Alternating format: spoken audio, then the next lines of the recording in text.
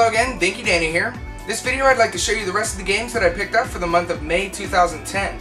In the first video I showed you a lot of really old consoles and retro games, and this video is going to be more recent stuff, all except for one item. And I went to my thrift store and I found a boxed Action Max. I've never seen one of these before and I've never had the chance to play one.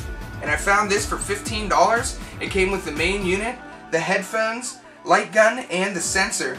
And they were all in great shape. And I came home excited to try it out, and it was missing the game, so I don't have a game to play on this.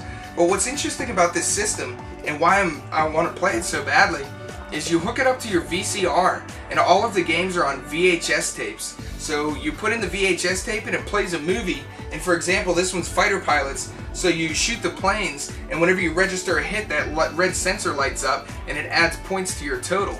I'm sure the games are probably terrible, but just the concept of it, I'd really like to try it and see how it works. But I got to figure out where to find the game. I'm sure they have them on eBay. I haven't looked yet, but I'd like to try that out really badly. The next stuff is more recent games, and the first one I'm going to show is for the Xbox, and it's Panzer Dragoon Orta. And I played Panzer Dragoon on the Sega Saturn, and I really enjoyed it. It was pretty difficult, but it was a remarkable game. And I haven't been able to find the second one, or Panzer Dragoon Saga, and I saw this out for $3. So I picked it up. I've heard it's pretty good, except I hear it's very difficult. And I thought the first one was difficult, so if this one's harder, it's gonna be really tough. So I'd like to try that one out pretty soon.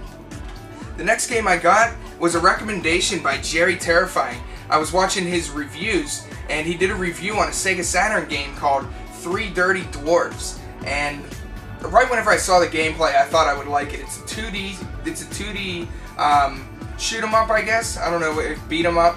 It's kind of like a Streets of Rage type of style, or Guardian Heroes, and it looked like a lot of fun. It looked real quirky and real goofy. The music sounded really good, and basically you play as those three main characters. You can swing baseball bats, kick footballs at people, and it just seemed like a lot of fun, so I picked it up on eBay. So thanks for reviewing that, Jerry Terrifying. And the next game I got is on the PlayStation 3, and it's 3D Game Heroes. I really like the concept of this game, and it's been a lot of fun so far. It's pretty much like playing an old Zelda game on the modern consoles and kind of in 3D.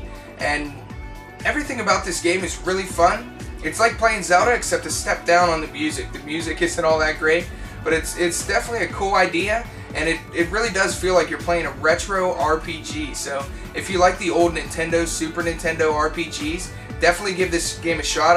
I'm pretty sure you'll enjoy it. So I actually didn't finish that game yet because I got another one that kind of disrupted that. But the next thing I'm going to show is a Castlevania 64 strategy guide. And when Castlevania 64 first came out, I was really excited because I love Castlevania games. I was really excited. I thought it was going to be a great game. And then I played it, and I thought it was terrible. I couldn't stand the game, and it just really disappointed me. And I was walking through the store by my house, and I found this for $2, and I decided to pick it up and take a look. As I looked through, you know, I don't need the strategy guide. I'm never going to play the terrible game again. But whenever I got near the back, it had some really cool concept art that I liked, and it shows some characters, some of the early artwork that they had for them, and I thought that was really cool. And then a couple more pages back, they had this really awesome section, and whenever I saw this, I knew I was going to buy it. It's the history of Castlevania, and they go through Castlevania 1 on the NES, and Castlevania 2 Simon's Quest, which is one of my favorite Castlevanias, even though I guess so many people hate it. And it just goes through and gives some information on all the Castlevania games, the whole way up to Castlevania Symphony of the Night, which is my favorite Castlevania game. So once I saw that history in there, I figured it was definitely worth the $2, and it was a really cool surprise that they had that in there. The next game I'm sure all of you knew I was going to buy, and it's Super Mario Galaxy 2. I pre-ordered this game long before its release. I picked it up the moment I could, and it was released on my birthday, so I was able to come home and just play it all day, and I absolutely love it. It's one of the best games that I've ever played, and if you have a Nintendo Wii, you have to get this game and try it out. They improved on Super Mario Galaxy 1 in so many ways, and it's really hard for me to even find a complaint with this game. I just enjoyed it so much, so I really recommend this to anyone who hasn't played the modern Super Mario Galaxy games. And while I was picking that up, I also grabbed the Super Mario Galaxy 2 Collector's Edition Strategy Guide. And I don't know if you can see on the front, the letters are all shiny. And when I was looking through this, usually I just get them for the artwork.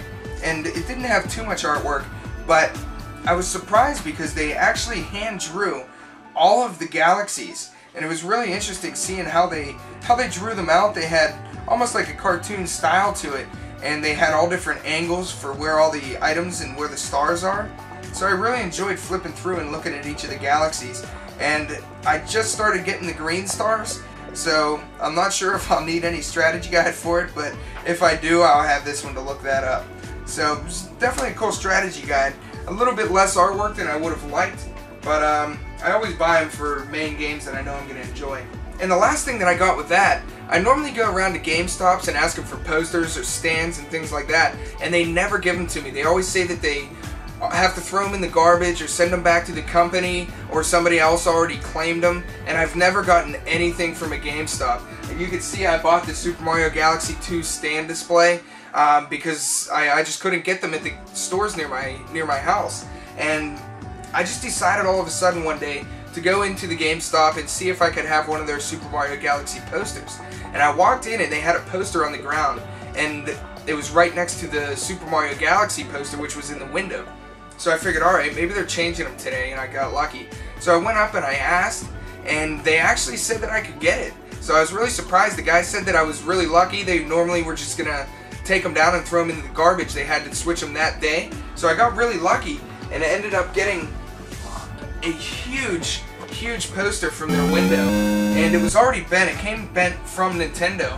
And it's a Super Mario Galaxy 2 poster, and it's about 4 feet tall, I think, and on the bottom it has available May 23rd.